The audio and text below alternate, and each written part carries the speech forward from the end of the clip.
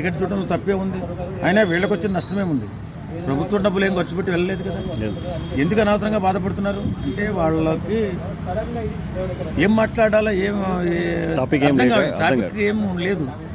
పవన్ కళ్యాణ్ గురించి మాట్లాడతారు, లేకపోతే లోకేష్ గురించి మాట్లాడతారు. ఇంత తప్ప వేరే మార్గం ఏం కనిపించట్లా. ఏదైనా నష్టం జరిగింది, రాష్ట్రానికి ఇబ్బంది వస్తుంది అన్నప్పుడు రండి మాట్లాడండి. అసెంబ్లీ ఉంది కదా వేదిక. ఈ మధ్యకాలం ఇందాక నేను కారులో వస్తూ ఇది చూశాను. ఎవరు జగన్మోహన్ రెడ్డి గారిది ప్రెస్ మీట్ చూశాను. అక్కడ అది ఎందుకు చేయలేదు, ఇది ఎక్కడ చేయలేదు, 16 రోజులు మీరు అసెంబ్లీకి నడిపారు కదా, దాని గురించి ఎందుకు సమాధానం చెప్పలేదు. అసలు అసెంబ్లీకి వచ్చి అడగాల్సినప్పుడు జగన్మోహన్ రెడ్డి అసెంబ్లీకి రాకుండా ఎక్కడో గాలి మాటలు మాట్లాడుతున్నారు. వేళ అసెంబ్లీలో జరుగుతున్నటువంటి ఈ పనులన్నీ కూడా వీళ్ళు ఎక్కడైనా ఏ పని జరగాలంటే అసెంబ్లీలో కదా జరుగుతుంది. మరి అలాంటప్పుడు అసెంబ్లీకి రాకుండా అసెంబ్లీ గురించి ఎందుకు ప్రస్తావన నీకు? నువ్వు ప్రజలను వదిలేసావు, ప్రజల సంక్షేమాన్ని వదిలేసావు, ప్రజల పక్షాన పోరాటం మానేశాడు జగన్మోహన్ రెడ్డి.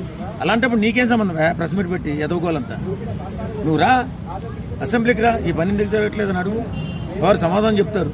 అంతేతప్ప నువ్వు గాల్లో ఎక్కడో ప్రెస్ మీట్ పెట్టుకుని ఇష్టానుసారంగా మాట్లాడితే అది ఎవడు వింటాడు, ఎవరికో ఉపయోగం? జరగని పనే కదా.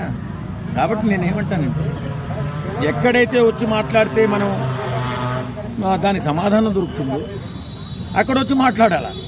అంతే తప్ప ప్రెస్ మీట్ పెట్టి, అది రికార్డెడ్ ప్రెస్ మీట్ పెట్టి చేతగాక అక్కడ మేము మా ఆయాములు ఇచ్చాం, ఇప్పుడు వీళ్ళు ఇవ్వలేదు, మా ఆయాములు ఇచ్చాం, 16 రోజులము అసెంబ్లీ చెప్పారు, వాళ్ళు దానికి సమాధానం చెప్పిన నువ్వు వచ్చి అడిగితే కదా సమాధానం చెప్పారు. నేను చాలాసార్లు మాట్లాడేటప్పుడు ఇక్కడే కృష్ణకాంత్ పార్కులో 10 సార్లు అడిగాను, జగన్మోహన్ రెడ్డి గారు మీరు రండి, మీరు పోరాటం చేయండి ప్రజల పక్షాన్ని. వాళ్ళు ఏకపక్షంగా చేసుకుంటూ వెళ్ళిపోతే ప్రజలు అన్యాయమైపోతారు. కాబట్టి మీరు వచ్చి అసెంబ్లీలో మాట్లాడండి అంటే ఏదో అవమానం జరుగుతుందనే అనుమానంతో, మైక్ ఎవరు అనేటటువంటి అనుమానంతో అసెంబ్లీకి రావడం మానేశాడంట. ఇదేం సిగ్గా బాబు? అసలు ఎవడైనా అవమానం జరిగితే తర్వాత నీకు ప్రజలు ఏ రకంగా సపోర్ట్ చేయాలో చేస్తారు కదా. అవమానమే జరగకుండా అనుమానం ఎందుకు నీకు? కాబట్టి జగన్మోహన్ రెడ్డి గారు మీకు ఇప్పటికైనా చెప్తున్నాం, అసెంబ్లీకి వచ్చి మాట్లాడితేనే మీ మాట తెలుస్తుంది.